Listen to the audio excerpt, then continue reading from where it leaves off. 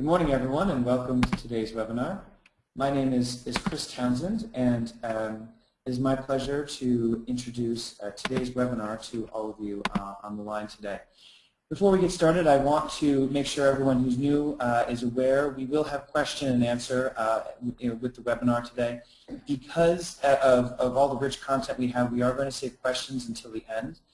But as we go through, at any time you can pose a question for us to ask. At the end, there is a questions bar in the GoToWebinar control panel. Also, for all of those of you that are wondering about materials afterwards, both the slides and the recording from today's broadcast will be available within 24 hours. Stay tuned for an email about that. Before we launch into the content, I'm going to give you a little overview of the Innovation Masters series and its purpose for all those of you that are new. The Innovation Master Series is meant to be a place where all those of you who are real-world innovation practitioners, innovation leaders, can come together and hear from each other about the emerging best practices of what is a new profession and a new discipline. So every month when we do this, we have another innovation leader who comes on to speak to talk about what they do and why it might be interesting to you. Why do we do this? Because we live in a different world today. Things are changing very fast all the time in all kinds of ways. What this means is that if you don't change along with the rest of the world, or if you can't at least respond to or even lead the change, then bad things can happen. So the need to innovate is real. This has created the need to have a sustaining innovation capability, not just a one-time hit for the way you approach this change. Which really we have learned means that beyond the typical operational excellence that most companies have as a product of all the 20th century best practices that were developed in terms of efficiency and quality and Six Sigma and so forth, that being able to be fundamentally creative and collaborative and networked and innovative is also important. Adding this rhythm into a large organization requires leadership. Again, this is something we've seen for many years now. If you want to become an innovative company, you can't do that just by stating that you want to and then hoping it happens. So there is now research that has been done showing a trend for most large organizations to begin finding the right person to be that innovation leader and to help stand up the internal capability to innovate across the company. Those of you that are innovation leaders listening today know that this is not an easy position to take. You get pressure and difficulties both from the top and below and on all sides. From the top, it is quite common, as many of you know, that the CEO and or the board will want results because innovation is very important and potentially necessary for the future health of the firm. But in many cases, they don't understand how innovation works, or they're still figuring out at the same time you are. So that means you get unclear guidance, but also a lot of pressure to produce. At the same time, as you try and start generating results, there's often resistance both from middle management and all the other stakeholders of the company, from employees to customers to partners, because you're doing new things in a new and different way, which can be threatening. It can get in the way of what people perceive to be business as usual, and any one of a variety of reasons why change brings entrenched resistance. So for all these reasons, innovation leadership is hard. So we provide these webinars as a way of helping all of us learn about the different ways that, despite all of these challenges, you can be successful as innovation leaders. Today, the topic is about social enterprise and innovation together. So our speaker, I'll introduce Gerry in a second, is fond of this phrase that we really like too, called little I and big I, wherein there is a social collaboration rhythm that many of you have also started to build within your organizations, where people can have unstructured and even semi-structured conversations like a water cooler, but now in a dedicated space online where everyone can participate. This is good, but not very directed. And so there is also, we have learned, a big I, a real innovation management component to help make sure that all of those unstructured conversations can produce real value for the business. And Gerry's going to talk about a lot of what Chubb has been doing to make this possible. Ultimately, this becomes a scaled rhythm where the social collaboration is really a bottom-up process of having people talk about whatever makes sense and eventually picking out those things that start to percolate that are really interesting, potentially even game changers for the business. And at the top there is, as there always is with anything in a large organization, a well-run business, a formal process for managing a portfolio, being able to scale the way handoffs happen, and going through all the appropriate gates to make sure that everything that could add value is in fact pushed forward, funded, commercialized, implemented, and executed upon. With that, I hopefully set the stage sufficiently to introduce Gerry Myers. Gerry is VP of Global Innovation at Chubb Insurance, and they've been an Imaginetic client for, I think, 5 years or so now, and they're doing wonderful things both on the social side and on the big I side. Gerry has deep and rich experience in really breathing life into not just the innovation rhythm, but also how it connects to the social rhythm throughout your company. So Gerry, it is my great pleasure to introduce you to talk about all the amazing stuff you guys have been doing. If you give me 1 second, I'm going to turn the controls over to you. Okay. Great. Thanks very much, Chris, and greetings to everyone on this webinar. Assuming you can see my slides okay? Not yet. Okay.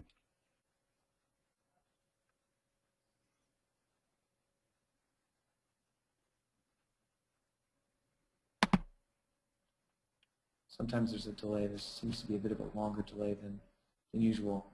Gerry, if you want to start with opening remarks, maybe we can figure out the... Sure, yeah. This is just happy to do so. So excited to share with you today a strategic vision for corporate enterprise-wide innovation.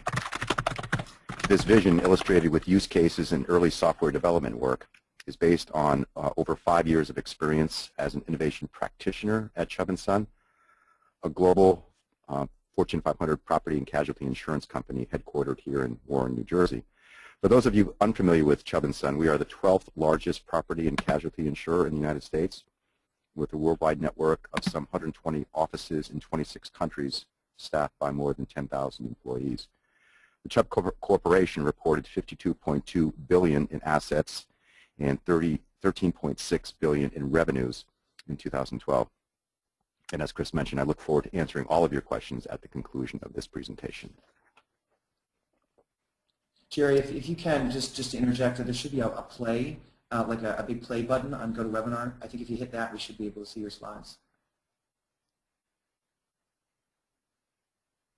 There we go. Okay. Excellent. Okay, I could just do a little. Want me to do a little full screen here? Please, yeah, and then we're all set. Okay, let me just see here.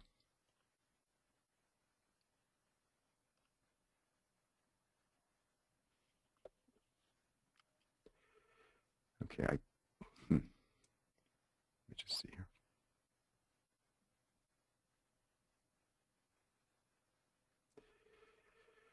How's that? Perfect. Excellent. All right. Sorry, guys, for the delay. All right. So this storyline for this webinar is comprised of 3 chapters. First, I will create context by highlighting the key characteristics of our knowledge-based economy and the role that innovation plays within it. Second, we will examine empirical data that shows where good ideas come from and the dilemma innovation practitioners face in engaging their enterprise to generate good ideas. Finally, I will present a case for why social is a critical missing piece in today's innovation models and introduce the concept of little I and big I in innovation. Let's begin by examining the characteristics of a knowledge-based economy juxtaposed to the economy that was largely responsible for the Industrial Revolution of the late 19th and 20th centuries in the United States. That economy was established upon clearly defined, strictly supervised tasks with measurable performance outputs, as well as specialized and stable work protocols that allowed work to be automated and viewed workers as costs to be optimized. This is in stark contrast to the knowledge economy which emerged with the rise of the Internet in the late 1990s and early 2000s. This economy places a premium on autonomy, continuous innovation, and learning. The most striking difference between these two economies is that workers are seen as assets to leverage versus cost to optimize. Digging a little deeper into some of the fundamentals of this new economy, we see that knowledge is the ultimate economic renewable resource. one that is enhanced, not depleted by its use. Value creation in a knowledge economy comes from collaboration and sharing throughout the enterprise, including employees, customers, and business partners. In the last decade, technology has accelerated knowledge creation in business with the advent of Web 2.0 interfaces, mobile, robust search engines, dynamic social networks, and the capability of employees to build their personal brands based on the content they create rather than where they sit on the organizational chart. Perhaps the most important characteristics of knowledge is its social dimension. Fundamentally, applying knowledge in today's economy is about enabling the enterprise to share experiences, develop insights, and solve problems that create value for the customer. In other words, we are now starting to witness the evolution of social from the personal context, i.e. Facebook and Twitter, to the business context via social enterprise software. This slide is based upon work by Justin Desai from the Desai Group. Justin and his team studied the innovation models from major U.S. corporations in trying to understand where good ideas come from. What he found is that roughly only 1 out of 4 ideas come from a planned process, i.e. strategic plans, market research, and consultants. Importantly, 75% of good ideas were unplanned and from informal networks and sources across the organization, with almost half originating from employees, suppliers, and competitor actions. The key takeaway here is that innovation is more often than not unstructured and spontaneous. It resides throughout the enterprise rather than in one centralized team or department. And given its dynamic nature, innovation is most often the net result of collaboration, sharing, and real-time problem solving.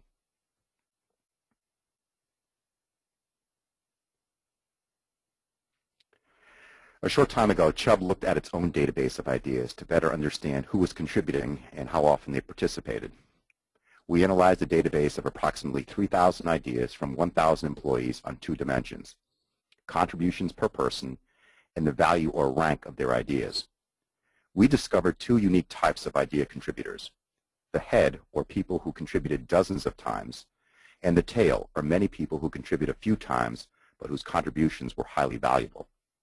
By the way, this data pattern of how ideas are distributed at Chubb is essentially identical to what's been seen at Pfizer, Cargill, Innocentive, and many other firms. The key takeaway from this research is that there is enormous value to be gained by focusing on both tails of the innovation. With the rise of collaborative Web 2.0 technologies, including mobile, businesses now have the means to engage the often overlooked tail of low-frequency, high-value idea generators and capitalize on both ends of the innovation experience. So what are some imperatives for innovation in the knowledge economy? First, we believe companies need to tap into and leverage their talent across all levels of their organization and engage both ends of the idea tail. Chubb's innovation model is very decentralized.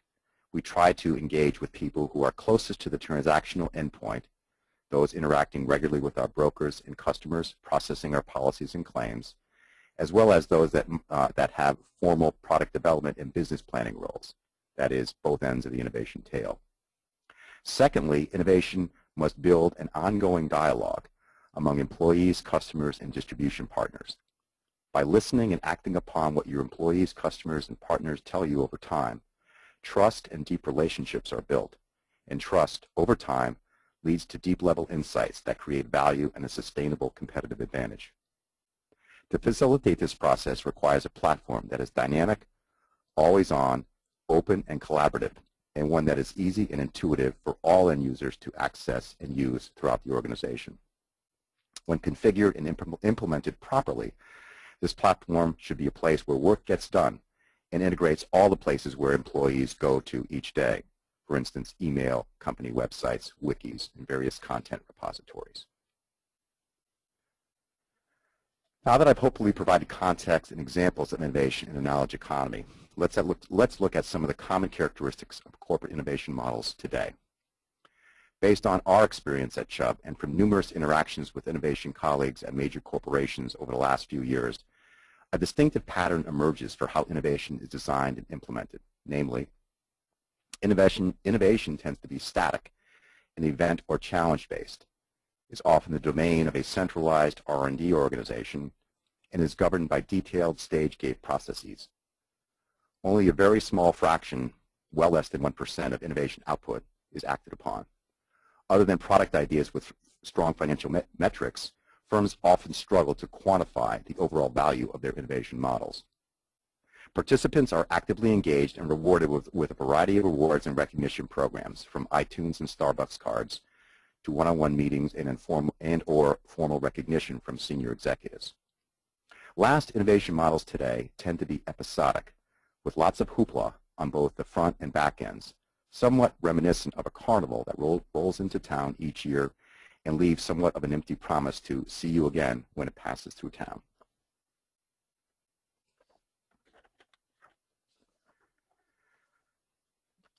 So what are some suggestions for how innovation can thrive in a knowledge economy?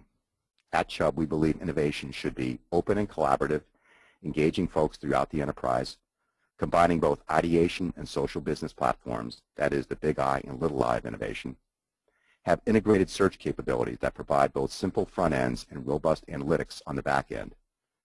That's grounded on a portfolio approach to idea management and includes tools such as pairwise scoring and 2x2 decisional matrices.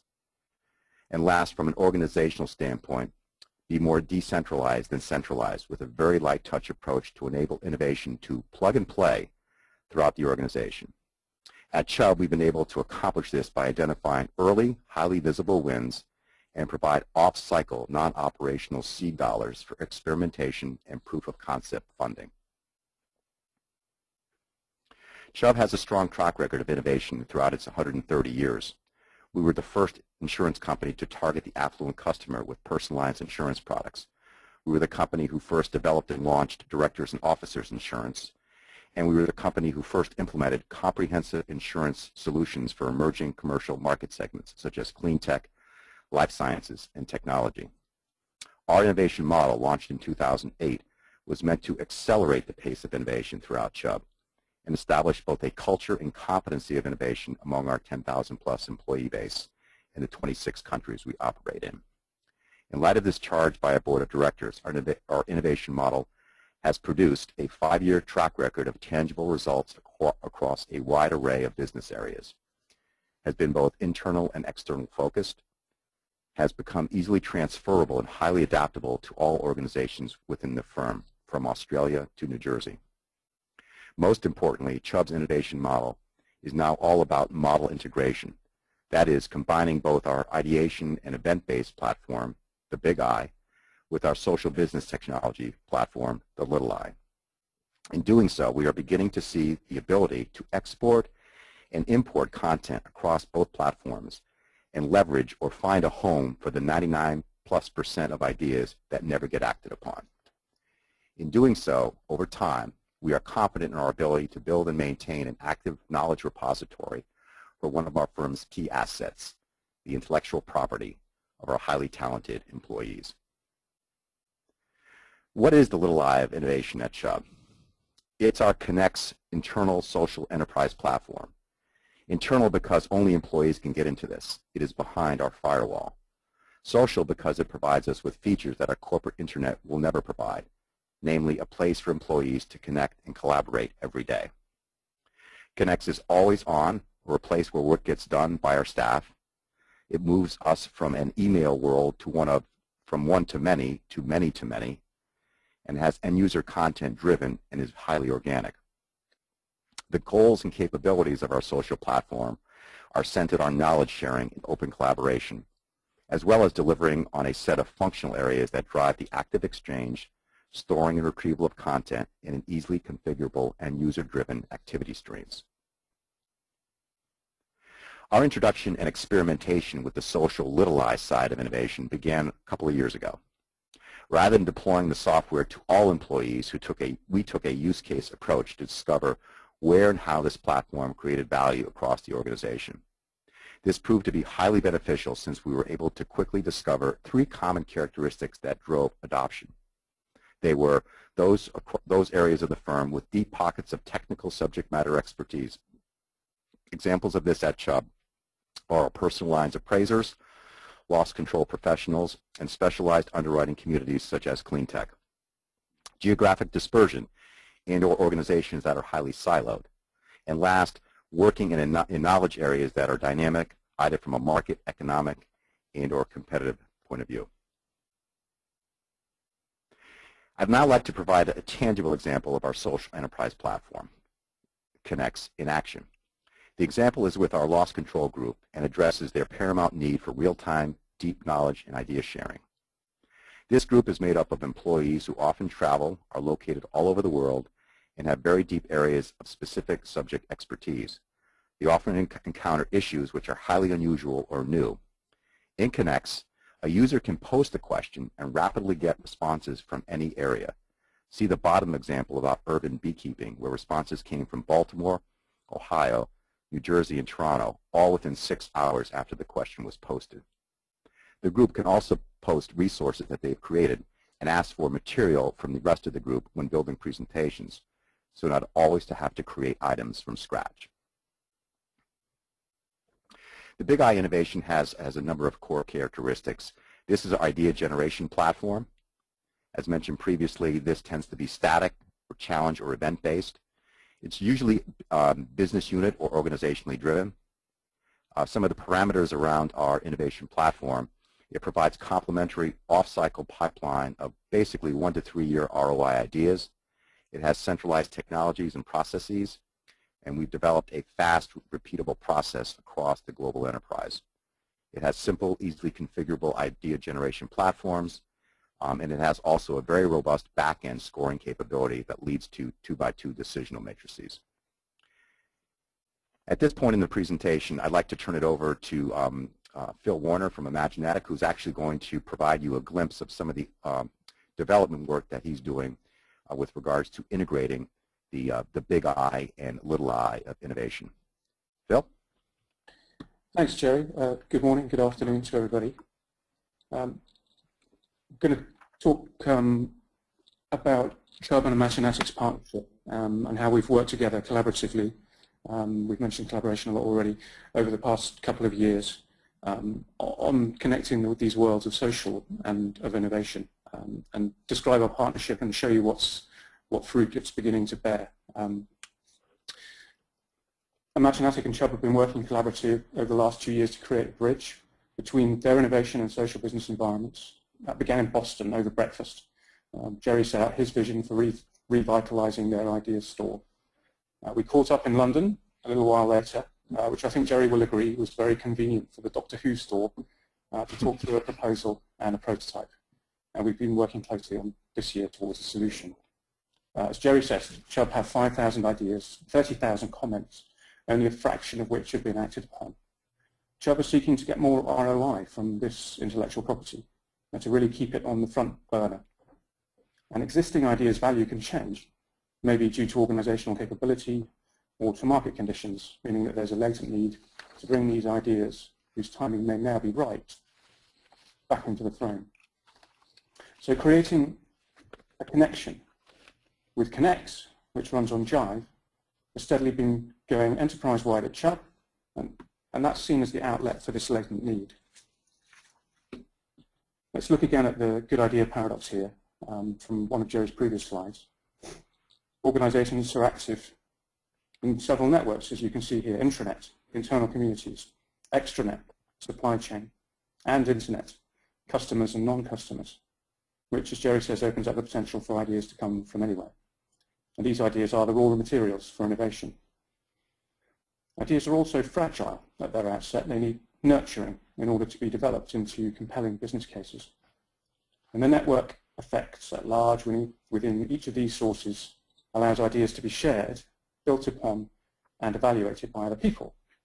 So by connecting these sources, Innovation Connect extends this network effect. So let's look at the bottom-up area of innovation. Social business software has layered accessible, informal collaboration platforms on top of intranet networks. These are a really low bar to entry. People could start discussions and even form communities, often without having to bother their IT departments. So collaboration here is pretty ad hoc, mostly user-driven, common purposes being things like a discrete problem-solving, expert location, or just publishing. The value of a network depends on the number of participants and how active they are. In order to be successful, this value has to be really obvious to those participants. So in a sense, social business platforms, when implemented well, proper governance, high-level sponsorship, are aimed at becoming a connective tissue for organizations.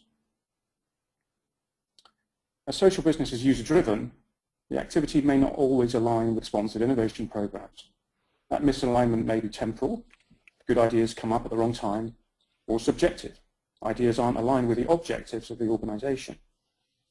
The sponsors need to be able to reuse the content in both their social business and their innovation platforms and mold the social conversation around their objectives and desired outcomes.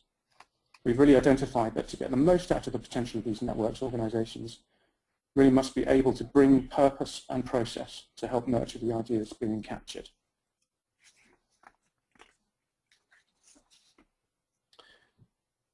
Here you see a screenshot of Innovation Connect.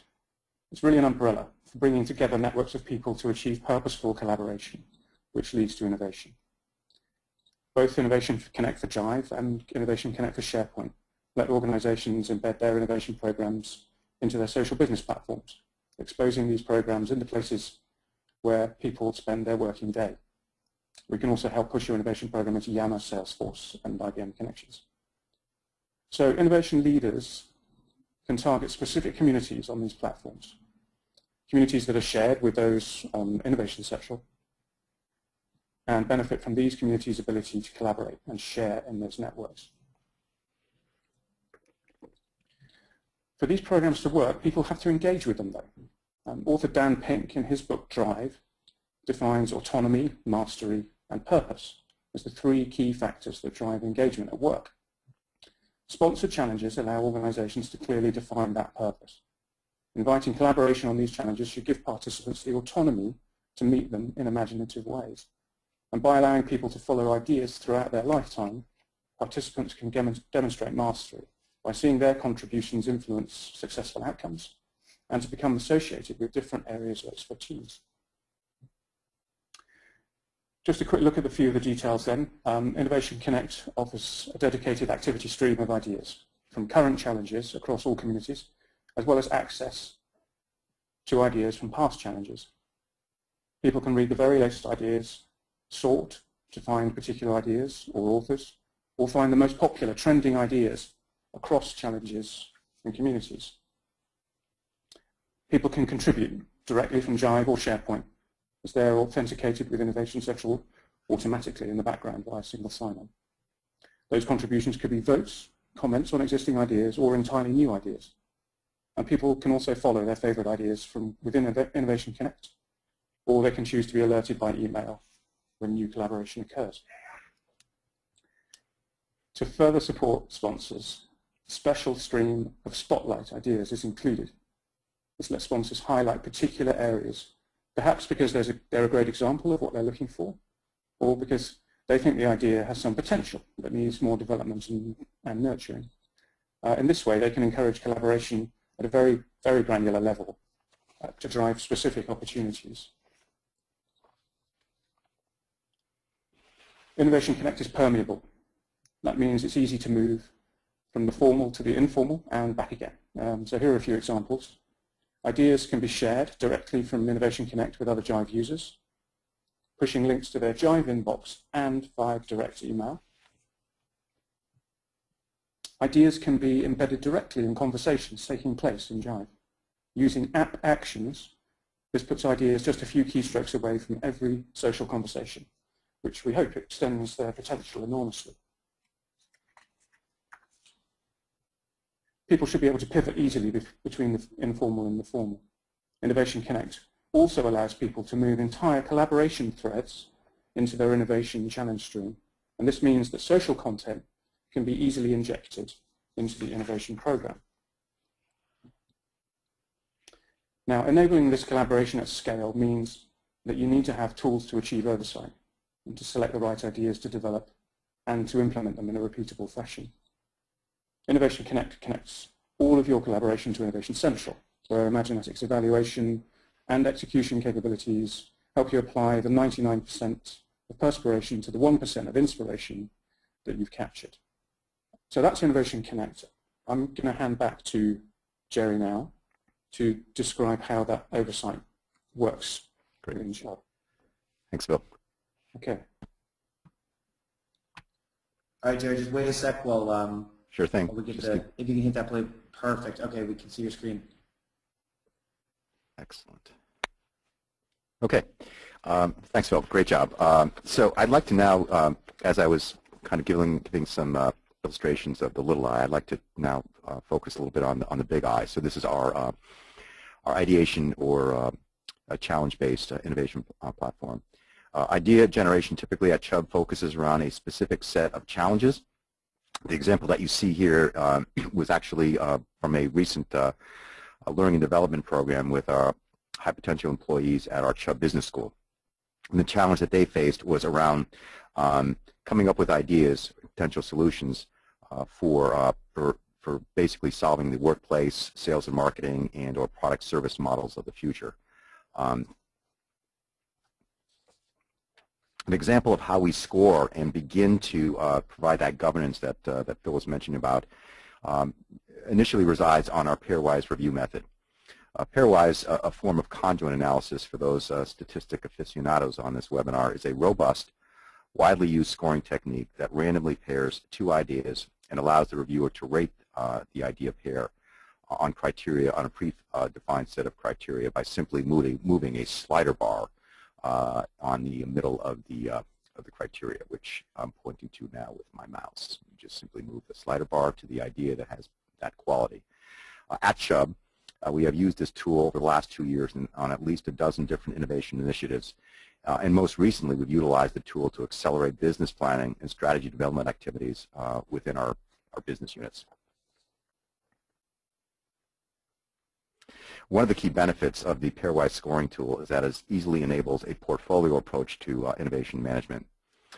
From directly the results of any given innovation initiative, ideas can be easily plotted into one of 4 quadrants based upon their business impact and cost or complexity to execute. Using this 2x2 decisional matrix, decision leaders are able to build and manage a pipeline of ideas that provide a balanced mix of bold moves or breakthrough ideas, winning moves or high impact, relatively low complexity, and quick hit ideas. Another tangible example of Chubb's integration of the little I and big I in innovation is its use in business and strategic planning for our business units.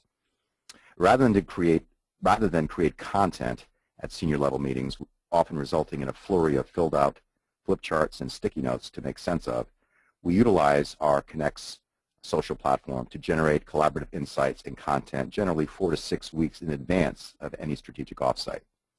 Content is generated by all stakeholders, as well as subject matter experts and other key constituents.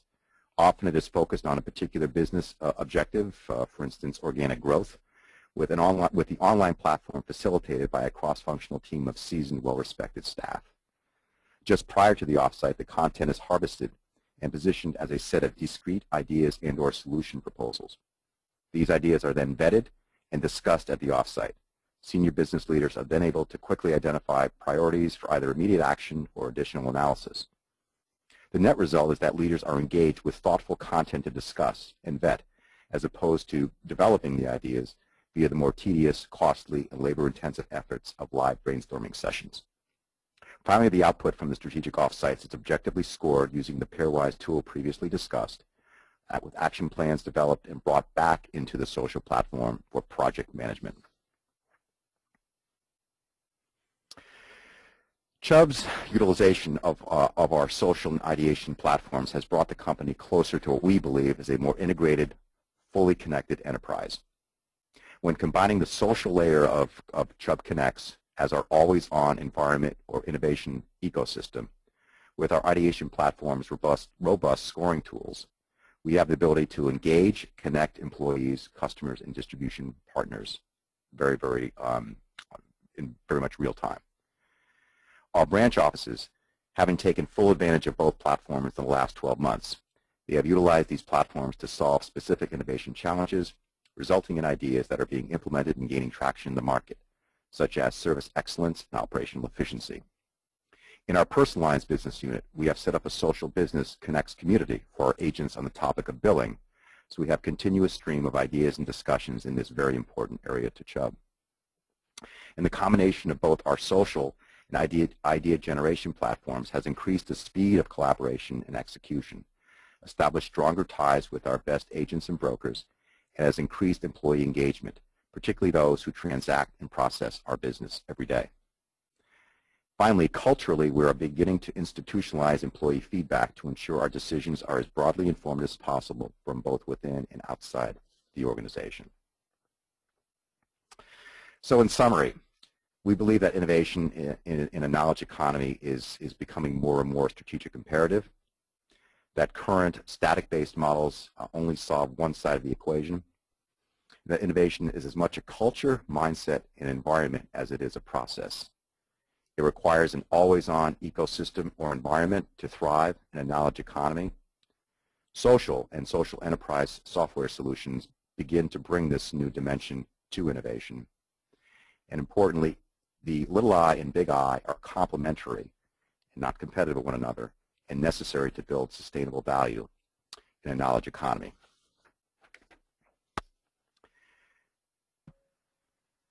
That concludes the presentation, and now both Phil and I would be delighted to answer any and all questions you may have with regards to our talk today.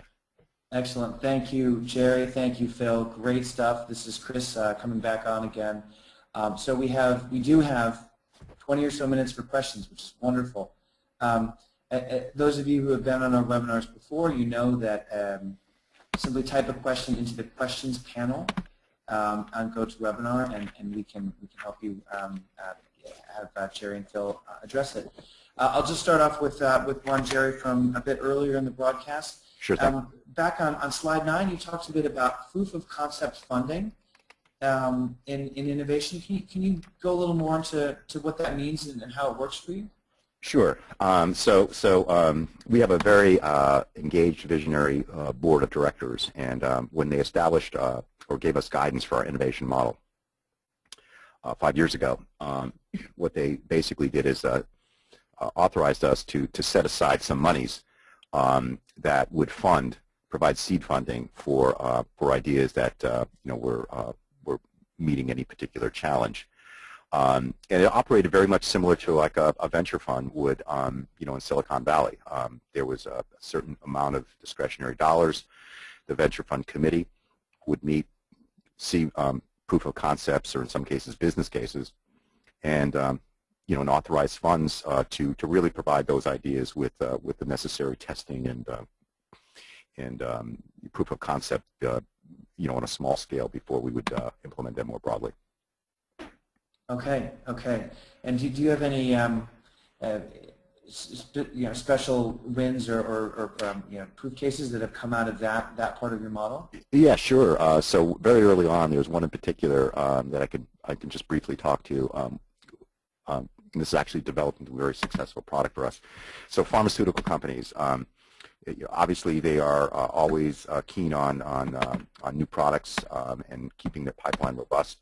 And part of that process is clinical trials, and quite often they do many, in different countries and different markets. Well, as an insurance carrier, we are obligated, if we are insuring those trials, to provide insurance certificates that are domiciled or specific to each country that the test will be doing in. And believe it or not, it's a manual process. So think about all the regulatory requirements in each country and the language hurdles as well. That process, so wouldn't be out of line to think that a pharma company might wanting to do 10 or 12 trials over a couple of months period in order to apply for regulatory approval. That manual process was usually taking weeks, if not months, for all of those insurance certificates to be acquired before the trial could begin. And probably don't need to tell folks on the line what weeks or months mean in terms of dollars to a pharmaceutical trial or test. We were able to actually develop an automated software solution that took that week or month window for certificate issuance down to days. And as a result, not only increased our retention of our current life science pharma companies, but actually we're able to to develop new clients and new relationships with having this unique capability. That came from one of our early innovation initiatives, and the seed funding for that came from our internal venture fund team. Wow, very, very neat. I know that a lot of companies have venture funding and innovation operations, let's say, that don't always connect as well as what we've been able to put together. So, I also know that that's one of many proof points to why that seems to work. So, very, very interesting. We have another question here that's really about the sequencing of big I and little I. Mm-hmm. So, and you talked about both and the roles they play and why they're important and how to stitch them together.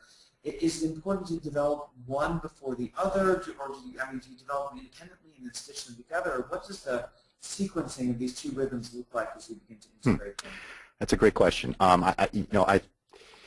We actually did it because 5 years ago, the social enterprise software solutions didn't exist, so that was pretty simple for us to go with. But yeah, I think it's largely dependent upon, obviously the organization and what the innovation imperative is within the organization. We found it very, easier, to be able to begin our innovation program around a specific corporate-wide challenge, which got visibility and branding for our innovation model. It's where that idea I just mentioned originated from. So I think that was probably important in hindsight for us to do. I think once we built some momentum for that, it made it easier perhaps to begin to think about the little I and integrate that in. But I'm not saying that that's the only approach. I mean, I think if there is an inherent need, going back to my slide that showed the 3 intersecting circles, right? Deep pockets of technical subject matter expertise, geographic dispersion, and dynamic content. If there is a really a need within the organization to really kind of harness those capabilities and talent, and you can get benefits from having, very real-time collaboration, question-answer sharing, et cetera, I could make a case for starting with the little I as well. So I think it largely depends upon, the organization and what they're looking to accomplish with their innovation strategy. Very good, very good. There was another question just about the 30 to 45-day turnkey model. Just if you can elaborate on that a little bit and how it works. Sure. So, as I was saying before, we're an organization of 4 people that serve 10,000 plus employees by design. And so what we typically do when we partner with any group within the company is, first I'll look to find, somebody that, essentially is going to be an idea champion or champion for the process, and really kind of work very closely with them to, familiarize them with the platform, the process, developing good challenges, problem statements, et cetera. But, that early consultative work is, it doesn't really require a lot because we've just done so many of these innovation initiatives. I think the key thing is that the platforms and the tools are very intuitive and have enabled us to really begin a beginning-to-end process that really can fit neatly into budget cycles, into planning cycles, et cetera. But the 30 to 45 day really reflects, from development of a challenge to actually conducting your innovation event, the pairwise scoring, and then actually having recommended decisions back to a governance team. And that's, again, very repeatable. But the point being also is that I look to essentially create, evangelists, if you will, or idea champions with the organization. So the second, third, and fourth time around, they just come to me for the technology platform. They've got the expertise from, basically partnering with me. That makes sense. Okay. Related question is about how you drive adoption. So not everyone, I think, has been able to get such engagement as Chubb with your program, whether big I or little I. Can you talk about the challenges you've had in getting adoption and engagement and what you've done to get to the point you are now? Sure. I mean, early on, it was again, our innovation model was pretty much, board driven, board sponsored, and we were able to gain some traction early on. But, again, was only we realized quickly it was only a fraction of what the employee base was at Chubb. I think over time, we moved from sort of a centralized approach to one where we look to partner with organizations that really have pressing business problems or issues to solve. Whether it be about growth or efficiency or creating internal capacity or trying to enable new technologies throughout the organization. So we really sort of more or less try to create awareness and branding of what we do, but really leave it up to the organizations to come to us, and we really sort of treat those relationships very, very as one-on-ones, and trying to understand first and foremost what is the problem or challenge they're looking to solve for. That, I think, is, from our experience, is sort of quite often a big overlooked part of the innovation process. I think people tend to jump maybe instinctively to the solution and the idea without clearly defining the space or the problem they're looking to solve. So once we do that, and I think our clients appreciate that, then I think that 30 to 45-day cycle is pretty well managed and well run. The little I social part of it is, as I was saying before, our lesson there is to not just launch it enterprise-wide from the beginning, is really to take a deliberate use case approach to build branding and awareness for those platforms by understanding it's going to have different values and business benefits depending upon the organization you're working with, and to harvest those use case benefits and begin to brand your platform around where folks are getting value. So again, I think being bottoms up and sort of letting the innovation process and platforms be largely articulated and defined by the end users is probably an important lesson we've learned. Okay, so in that case, interesting question then. It seems like you have standardized on platforms. So for the big I and the little I. A lot of enterprises, in particular on the little I, will have, let's say, a variety of different tools and platforms. There's some degree of democratization of whether you're using SharePoint or Jive or Twitter or whatever Yammer, whatever you might be.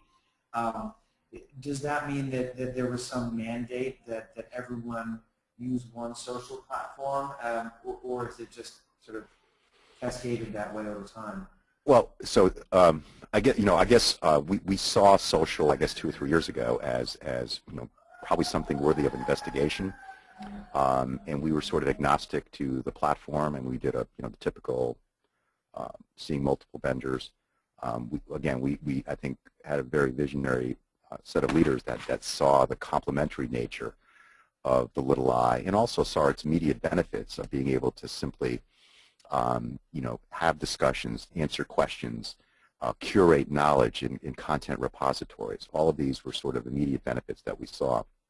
I think once we landed on the vendor that we used for the social enterprise platform, again, we started slow. We understood and realized that there was probably a lot more that we didn't know than we did know, and adoption was, and how people were getting value from this was a key component of that. So in terms of standardization, I think, the only thing I would say is, yes, we've standardized, our platforms. So we've standardized, we have one social enterprise platform, and we have one idea management, idea generation platform. But how they essentially are implemented and used by within the company, again, is very unique and can be easily tailored to the needs of any particular business unit. Okay, great. Another question that kind of goes into the idea life cycle. How do you track ideas as they move through the pipeline so that you know which ones are implemented, which ones are not, where they came from?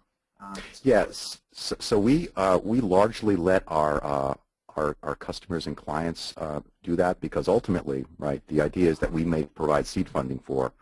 Generally, we're going to have to, if they are successful, will ultimately have to scale and get brought back into their business units.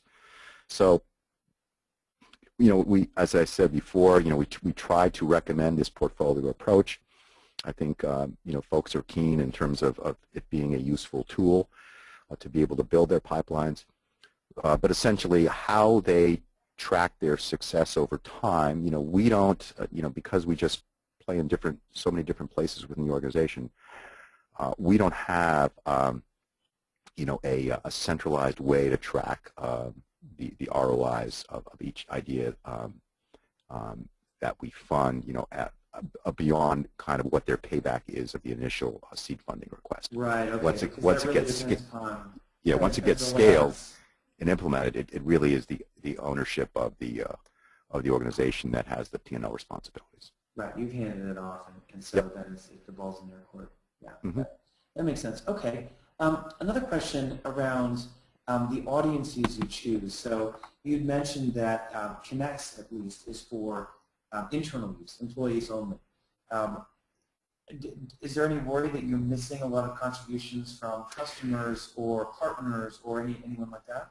It is beginning to evolve to external as well. So similar to our innovation platform, which started out exclusively internally and ultimately opened up to brokers and customers, we are beginning to experiment again with probably our preferred set of distribution partners with extending Connects out to them as well. So we're not again, we see this as sort of a journey. We like to be able to use it and understand it and find the value points internally first.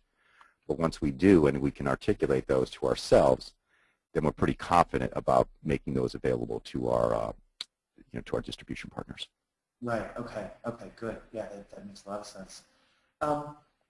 In terms of, I suppose another consideration in scale is it sounds like you do a fair amount of a collaboration internationally, because you do have an international footprint.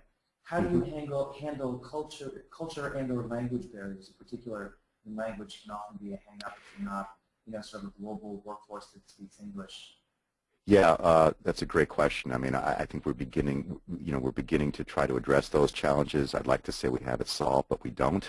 Most of the international work that we've done to date is within developed countries and markets, Australia, Canada, et cetera.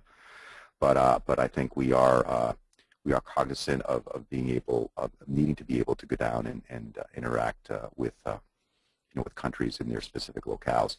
We do have means by which we can identify the challenges that, let's say, cross all of our international areas and work with folks, probably at a senior level to address those. But specifically to having, translated, platforms, that's still a work in progress. Okay. Okay. Just got another really interesting question that came in. So if you think of all of the little I and big I of innovation, it's kind of a value chain, right? From ideas and inspiration and discussion and cycling through a more rigorous process for turning those into something else and cycling back through the unstructured social aspect. What proportion of people's time gets caught up in one activity versus another, and sort of where's the preponderance of actual investment, so to speak, in terms of process and people's time? Yes, so we like to see, again, position the Connects or the social environment as essentially where people work, right, where they live. And we always will have the capability of having, the idea generation and pairwise scoring tools to be kind of at the ready. But, again, we firmly believe that innovation is more often than not, as, the slides earlier said, more often than not, it's unplanned. It's not process-driven. It's spontaneous. It's the net result of people working and collaborating together to solve problems and bringing folks together from all over the world. That's where sort of the DNA or the seeds of innovation begin to happen. And what we've been able to do in many cases is have very focused discussions and dialogues and generation of content on our social platform. And sometimes it will coalesce into a bigger challenge or a problem to solve. In many cases it won't. In many cases it'll just be good Q&A or collaboration going back and forth. So we try to see these as, again, coming back to why we're so keen about integrating both platforms. We want to see these as seamless and integrating with each other. We don't want to have it obvious to anyone that you're spending more time in one or the other. We want people to sort of use the social platform as kind of the integration point that brings in all of the other things that they would normally do in a day. So emails and things of that sort. But want to see the the idea management piece becoming essentially just a capability that you can turn on fairly quickly within the social platform.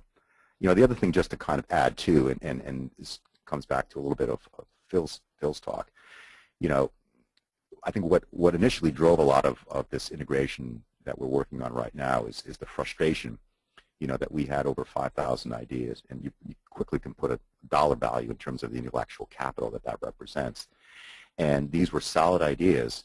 In some cases, they were probably just fragments of ideas, but ones that weren't acted upon, not because the idea, let's say, didn't have any merit, but we didn't have the organizational capability, the market timing wasn't right, competitive landscape wasn't what it should be.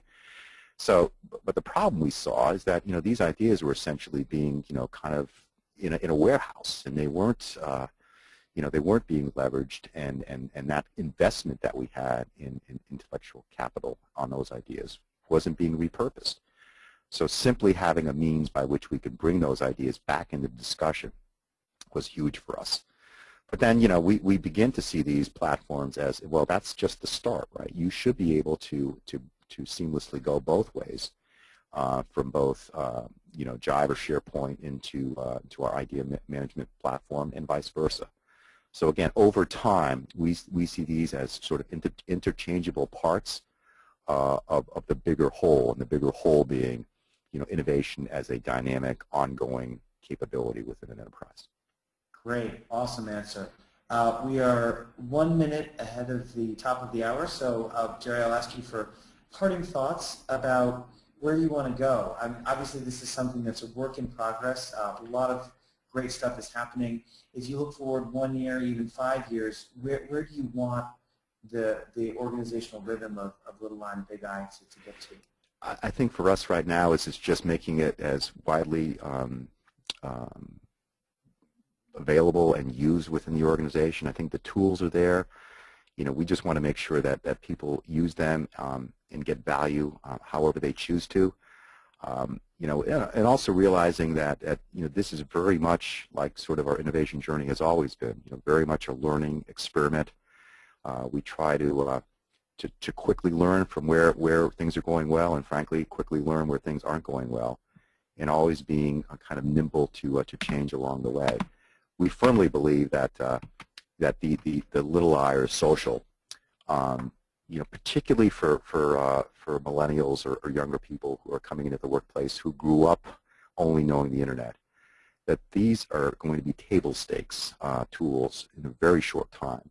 And I think it's reasonable to expect that companies who start in this space and start experimenting and finding the value within an organization will have a competitive differentiation in terms of getting younger world-class talent into their companies. So we'd like to just continue to experiment and learn and integrate these tools, but ultimately we'll leave it to our to our customers and to our partners to guide us in terms of where these ultimately go. Great. Well, Gerry and Phil, thank you guys again for a wonderful presentation today. Thanks to everyone on the line for all the wonderful questions. A recording and a copy of these slides will be available within about the next day, so please stay tuned for an email. And don't forget to check back in. We already have a webinar planned for November, and there will be more in the Innovation Master Series planned shortly. So stay tuned. Thanks again, everyone, for attending. Have a wonderful day. Thanks all. Take care.